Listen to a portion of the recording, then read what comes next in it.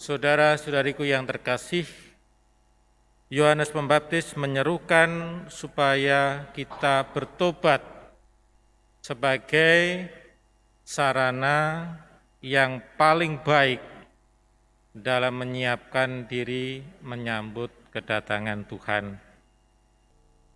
Saudara-saudariku yang terkasih, pada saat Presiden Amerika Serikat Barack Obama datang berkunjung ke Indonesia, maka tidak langsung berkunjung begitu saja, tetapi mengumumkan rencana kunjungan itu beberapa bulan atau mungkin tahun sebelumnya.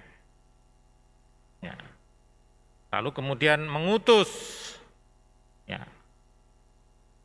bisa menteri luar negeri atau bisa utusan lain untuk mendahului kunjungan itu, termasuk juga duta besar Amerika untuk Indonesia. Dan ketika mau datang, itu berkoordinasi dengan pihak keamanan, bagaimana rutenya, bagaimana menyamarkan mobilnya, helikopternya, itu ada simulasinya, melibatkan pasukan khusus Indonesia, pasukan Secret Service, pasukan pengawal Presiden Amerika. Lalu hari hanya itu mendatangkan itu kendaraan yang anti peluru, mungkin anti rudal, didatangkan khusus, bawa pesawat, isinya yaitu kendaraan yang, kenapa ya? Karena Amerika musuhnya banyak. Jadi incaran presidennya. Tapi pengumuman kedatangan itu sudah menggembirakan. Kenapa? Karena mengangkat popularitas Indonesia jadi sorotan. Karena apa? Nanti buntutnya juga investasi, ekonomi. Oh, aman Indonesia, investasi bisa masuk. Belum lagi kerjasama yang lain. Jadi kedatangannya memang ditunggu-tunggu karena ada ekornya itu tadi. Dan harus dipastikan aman. Kalau misalnya sampai ditembak di Indonesia, dibom lalu mati, ya Indonesia citranya buruk. Lalu nanti dampaknya ya dampak ekonomi, dampak politik dan sebagainya. Demikian juga pada waktu Paus, berapa waktu yang lalu mau berkunjung ke Irak. Paus itu mengumumkan rencananya saja sudah bikin heboh. Kenapa? Karena ya soal keamanan. Orang-orang Katolik di sana banyak disembelih, banyak dipenggal, banyak dibunuh. Nah, ini pausnya akan diincar dan akan oleh teroris-teroris itu, ISIS segala itu akan menjadi simbol, wah ini bisa menggal kepalanya paus, ya ini luar biasa, ini propaganda yang besar. Maka takut. Tapi paus tetap ngotot, saya mau datang, mengunjungi. Juga untuk menunjukkan bahwa pimpinan gereja peduli pada umat Katolik di sana yang teraniaya. Tapi itu juga promosi bagi Irak untuk menunjukkan bahwa mereka mampu. Makanya dipersiapkan secara serius, agen-agen rahasia macam-macam disiapkan supaya hadir dan selamat. Karena itu berita gembira kedatangan itu, menandakan bahwa umat, kamu tidak kutinggalkan. Kamu menderita tetapi aku mau hadir di tengah-tengah kamu. Dan juga bagi pemerintahan Irak menunjukkan, kami bisa menjaga keamanan. Nah, sama-sama berita yang gembira. Dan di level nasional, ketika Presiden Jokowi terpilih itu kan beberapa kali dia suka berkunjung ke Papua.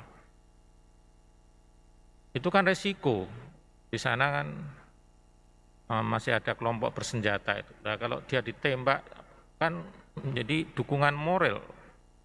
Tapi harus disiapkan Dan ketika aman itu menjadi simbol. Ya, Papua ini aman. Meskipun di sana sini ada seperti itu, tapi presiden saja berani. Lalu ada pembangunan-pembangunan. Terakhir itu PON di sana ya berjalan dengan baik di tengah banyaknya teroris.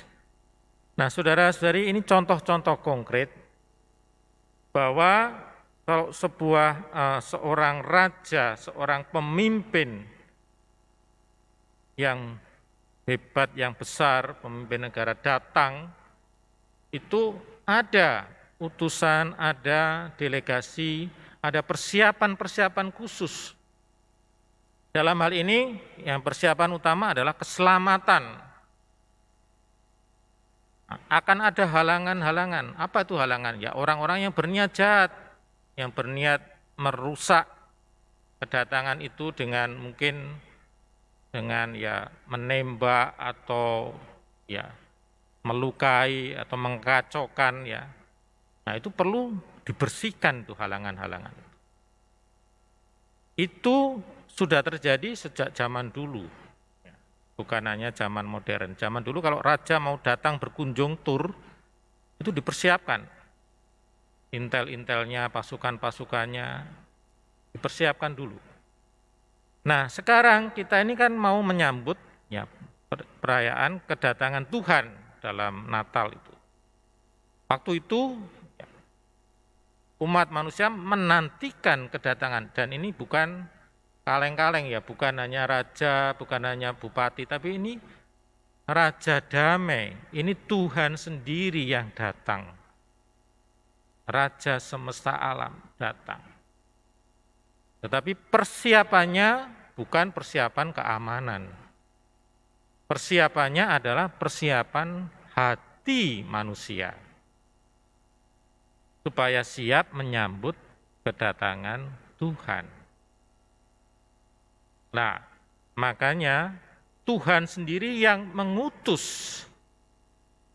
Tuhan sendiri, kalau kita baca dalam Injil tadi, kita dengarkan dengan seksama, datanglah firman Allah kepada Yohanes, anak Zakaria. Jadi yang milih Yohanes menjadi utusan mendahului tampilnya Tuhan Yesus adalah Tuhan sendiri. Allah berfirman kepada Yohanes. Ya. Lalu Yohanes mewartakan pertobatan, ya, memberitakan baptisan tobat. Jadi saat itu ada tradisi, ada di zaman itu ada misalnya suhu-suhu gitu. Jadi ada guru-guru spiritual. Ada ya salah satunya Yohanes Pembaptis. Ada guru spiritual di padang gurun ini. Lalu untuk mengungkapkan ya supaya mengikuti ajarannya dan bertobat itu dengan pembaptisan. Jadi pembaptisan Yohanes Pembaptis itu ungkapan tobat, membersihkan diri.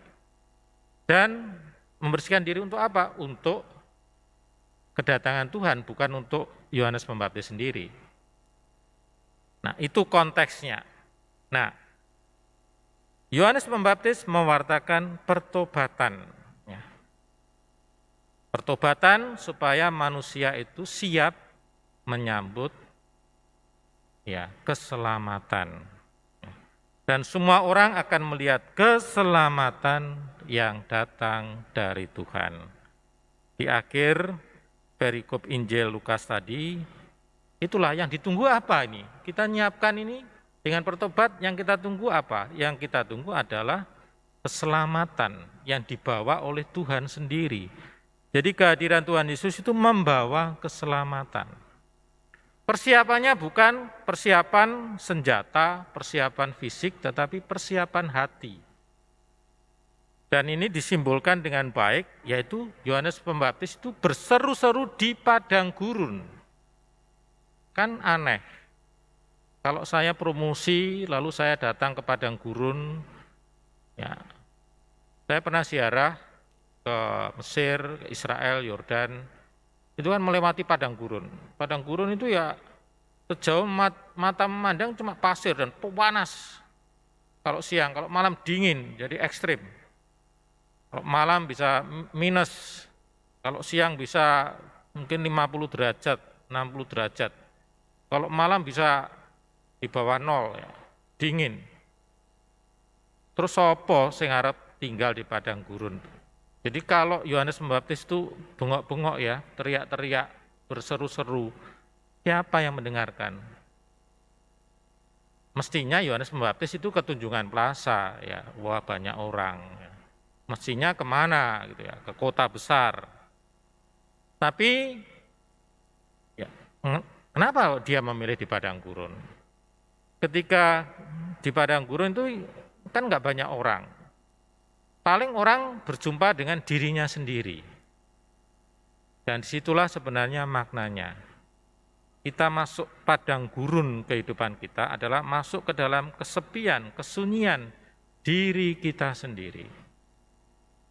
Ketika kita tidak bertemu dengan siapa-siapa, ketika kita hanya bertemu dengan diri sendiri, maka kita bisa ya jujur terhadap diriku sendiri. Nggak malu kan, karena nggak ada orang lain. Saya bisa mengoreksi diriku sendiri, apa yang kurang. Apakah kasihku ini sudah seperti dalam bacaan kedua, sudah meningkat. Ya. Apakah kebaikanku ini sudah meningkat sebagai persiapan untuk kedatangan Raja Kasih, Raja Kebaikan dan Kasih itu sendiri.